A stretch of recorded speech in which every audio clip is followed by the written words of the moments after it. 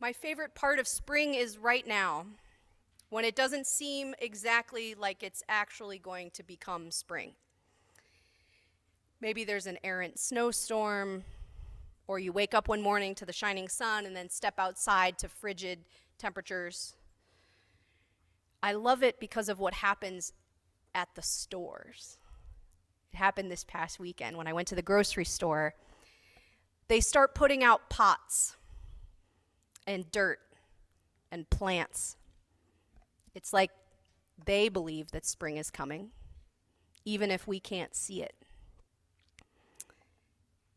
I look at those plants like, oh, I want to buy them, but I don't believe that it's gonna be something I should do yet. So this is the time of year that is a lot about hope, and we might use another word, faith. The Reverend Dr. Martin Luther King Jr. said, faith is taking the first step, even if you don't see the whole staircase. Today is Easter Sunday, the culmination of Holy Week in the Christian calendar, which remembers the suffering and death of Jesus, and then today, hope. The death was at the hands of empire, at the hands of the state. And the story says that Jesus' followers, the women in particular, went to the tomb to prepare his body for burial, and he wasn't there. The resurrection story is all about bodies.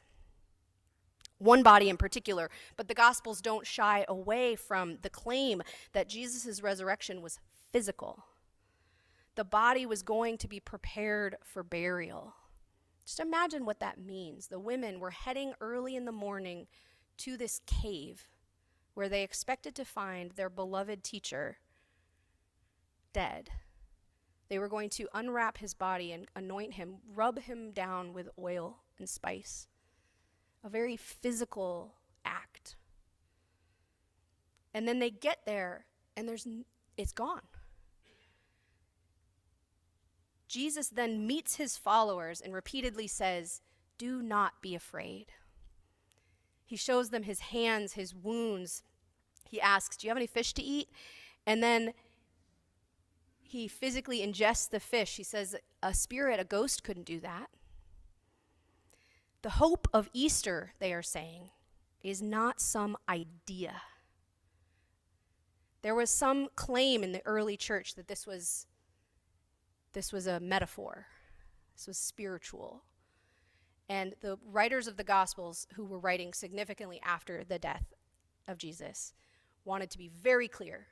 This was physical. It was a physically embodied hope, one that can only be made real through physical bodies. So that book that I read with the children earlier, Bodies Are Cool, I read that book to my children. Can you imagine having learned that message as a child?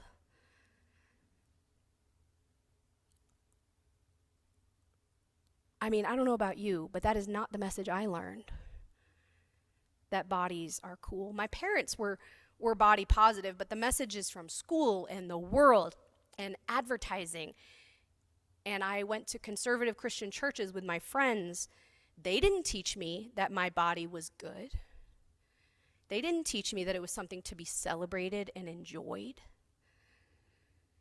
Or that all bodies of all colors and shapes and sizes, abilities and genders were good and holy. Wow. That is a powerfully countercultural message. Throughout much of history, Christianity has had a fraught relationship with bodies. This is in part because of Paul, who I talked about earlier. It's also in part because the early church was deeply influenced by something called Platonic dualism, which is the idea that that the whole world is made up of opposing binaries, opposing forces, like good versus evil, light versus dark, body versus spirit. And we can see clearly the ramifications of that influence in our world today.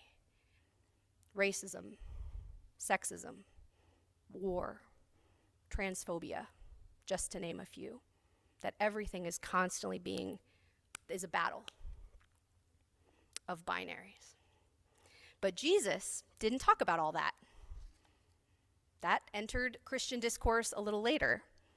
Jesus was constantly bending binaries. He associated with and ate meals with the people who were cast out as sinners. Jesus challenged the religious authorities of his time. He broke the rigid rules. For example, he healed people on the Sabbath, and the religious leaders said that he couldn't do that because it was work, and you're not allowed to work on the Sabbath. And Jesus said, God's love is more important than these rules that you have made up. Jesus never once mentions gender or gender identity or homosexuality. Concerns about that was incorporated later. Today we are in the midst of, yet again, a culture war. I hate that term because I hate violent language, but also because it's overused, culture war. But it is true that there are differing opinions in our world, political views vying for precedence in our cultural landscape. And the religious right has influenced our culture toward a dualistic, they might say Christian, worldview. And in that worldview, there is a deeply embedded disdain for or fear of the human body.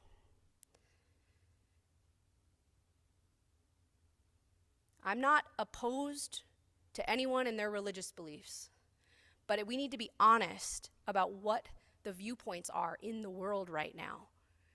And one of the viewpoints in our world right now is a deeply dualistic, body-fearful perspective. That has resulted in rhetoric and legislation that is deeply misogynistic, anti-choice, anti-LGBT, and specifically anti-trans. Now, there actually is a religious left. When I'm talking about the religious right, I'm not talking about all people of Christian faith. There is a religious left, and we are part of it. We're actually really far to the left. We have a different claim. We have a different worldview, and we actually do have a perspective. We do have a worldview. Ours is that bodies are cool. Bodies are cool. Bodies are not only cool, they are miraculous.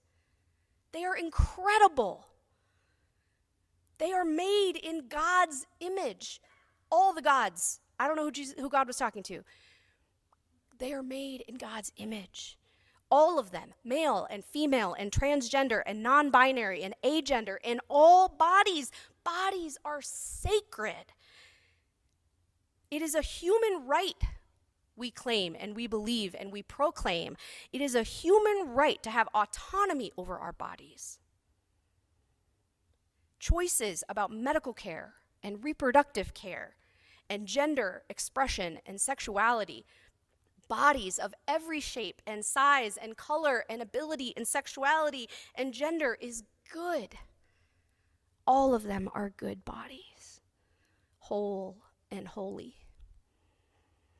On this transgender day of visibility, which happens to coincide with Easter, I am baffled and in deep awe of the joy that I see in the existence of my transgender beloveds, Willow, and so many more. The world does not make space for their bodies or their joy, and yet they claim it anyway. That is what hope looks like. That is what Easter tells us, that there is real grief and real pain and real loss, and then there is hope embodied through the physical. The book Black Liturgies, Prayers, Poems, and Meditations for Staying Human by Cole Arthur Riley reminds us of the resurrection message about our sacred bodies. Riley writes, quote, "Christ's death begins with a meal. Eat, drink, that we would remember him in our bodies. Then God kneels in his body to wash the bodies of his company. This is more than mere symbolism. The path to liberation is to stay in our bodies. Riley continues, embodied God at the door of trauma, you remind us that it is glory to be in our own flesh. God, we ache. The traumas and tragedies of this world land heavily on our physical selves. Would you grant us a liberation that is not simply a project of the mind or spirit, but that has implications for our daily physical conditions, that we attune our bodies, and that our shoulders could relax, our jaws slacken, and our breath become deep. May we befriend the gloried physical in all compassion. End quote. Hope is in our bodies, friends. It's the only place it can be. Our prayers are in our mouths and in our hearts, but also in our hands and in our feet and in our bellies and in our skin and in our scars. We have a powerful faith, one that trusts that spring is coming, that the staircase is there even if we can't see it, and that it is up to us to plant the seed and take the first step.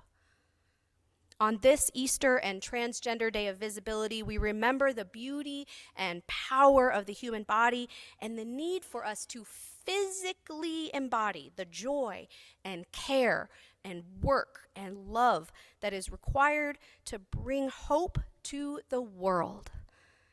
Say it with me, friends. Bodies are cool. Amen. And may it be so.